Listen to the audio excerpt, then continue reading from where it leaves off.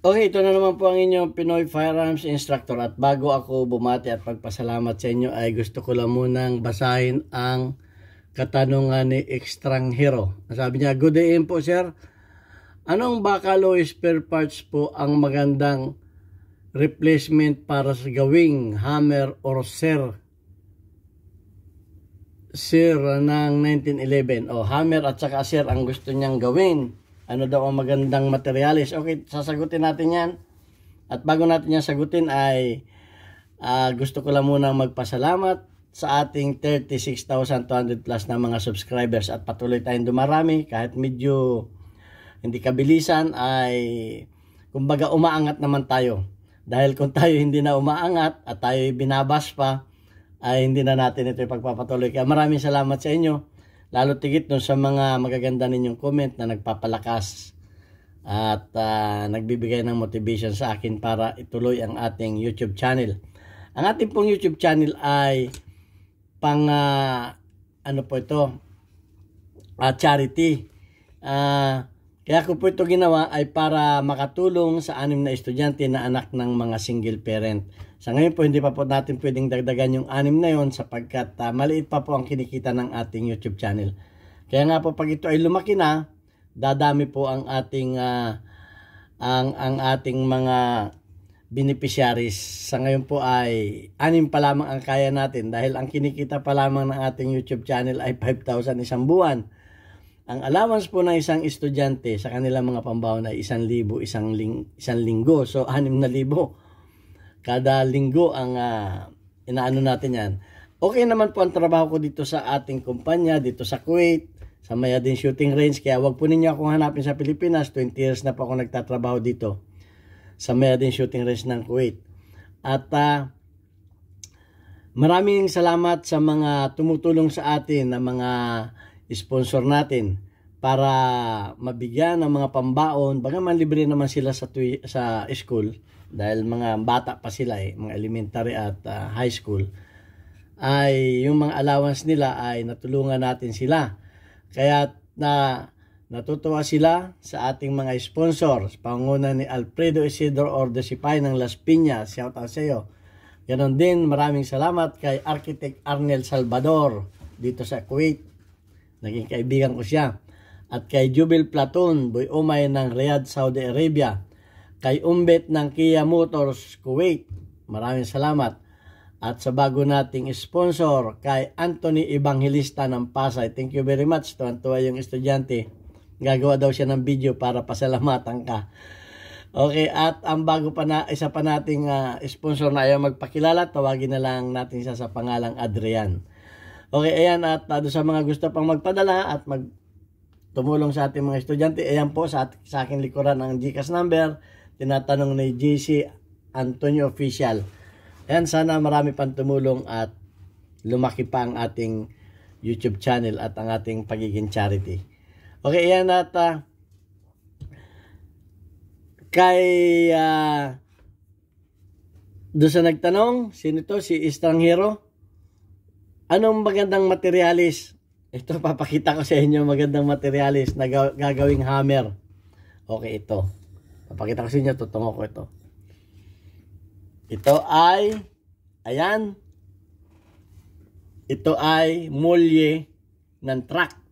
Meron ding mulye ng mga jeep, mulye ng mga tricycle na medyo manipis. Ay, ang dami ko nang nabawas dito. Oh.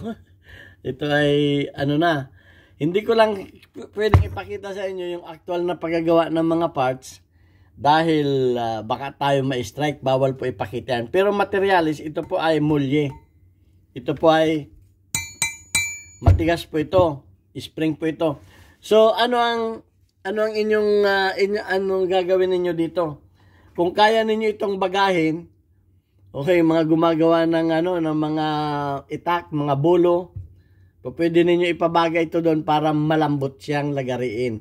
Pero ito naman ay tinatalban din ito ng lagari. Pumutol kayo ng isang piraso kung wala kayong pangbaga o acetylene lang ang gamitin.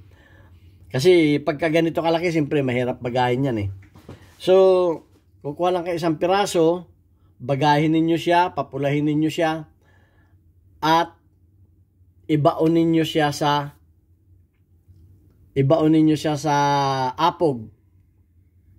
Ibaon ninyo sa apog para lumamig, para pati siya ay lumambot. Pag yan ay binaon ninyo sa apog, patapos ninyong papulahin, mas maganda yung mapula talaga. Ay maganda nang gawin yan. Madali ng talba ng lagari, kikil yan. So ayan ang magandang materialis. Siyempre, dapat kung kayo gagawa ng parts ay meron kayong sample model na tutularan. Ayan, hindi ako magpapakita ngayon sa inyo ng paggagawa ng mga parts dahil may strike tayo sa YouTube. Pag tayo na strike, meron lang tayo isang chance dahil mawawala tayo sa YouTube kung ipapakita. Ngayon, ito lang ang sinasabi ko sa inyo na magandang gawing materialis. Hammer, sear, kahit anong parts ng magandang gawin yan. At kayo nang bahala, maging creative kayo. Okay, so yun lang naman ang tanong. Basta ibagan ninyo yan, ibaon sa apog, at yun.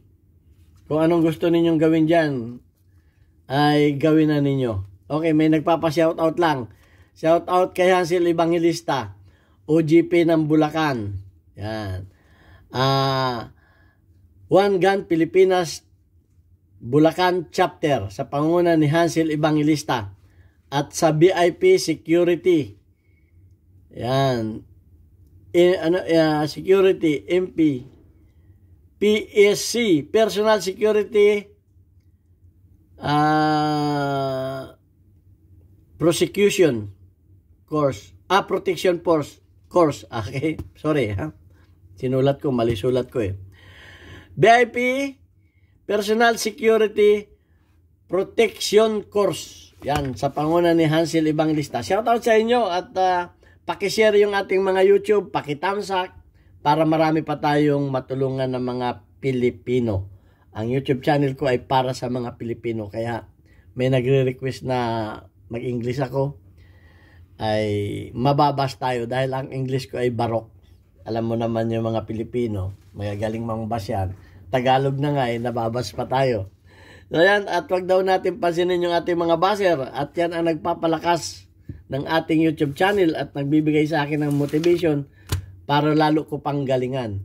Okay, kung may mga suggestion kayo, ay pakishare ninyo, pakicomment para ma-share din natin sa ating mga kababayan. At dagdagan natin yung aking kaalaman na naituro.